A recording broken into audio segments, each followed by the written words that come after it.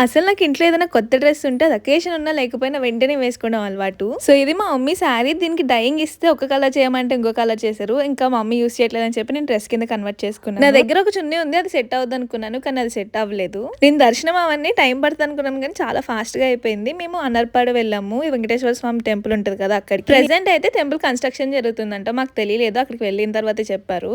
నేను ఈ టెంపుల్ కి వెళ్ళడం ఇదే ఫస్ట్ టైం. మా అత్తయ్య వాళ్ళు ఎప్పుడు వెళ్తా ఉంటారు, చాలా బాగుంటుంది తీసుకెళ్తా అని చెప్పి తీసుకెళ్లారు. అసలు టెంపుల్ ఎంత బాగుందో, చాలా మంది దేవుళ్ళు దేవతలు ఉన్నారు. అసలు శివలింగాన్ని చూస్తూ ఉండిపోవాలనిపించింది, అంత బాగుండింది. టెంపుల్ కూడా చాలా పెద్దది అండ్ చాలా పీస్ఫుల్ గా కూడా ఉండింది. శివలింగం అయితే చాలా ఉన్నాయి, అందులో ఒకటి అయితే చాలా డిఫరెంట్ గా ఉండింది. డిఫరెంట్ స్టోన్స్ తో చిన్న చిన్న శివలింగాలు ఉన్నాయి అనమాట. చూడడం ఇదే ఫస్ట్ టైం. అలాగే స్ఫటికలింగం కూడా ఉండింది, కాకపోతే అది ఇయర్ లో కొన్ని డేస్ మాత్రమే ఓపెన్ ఉంటుందంట.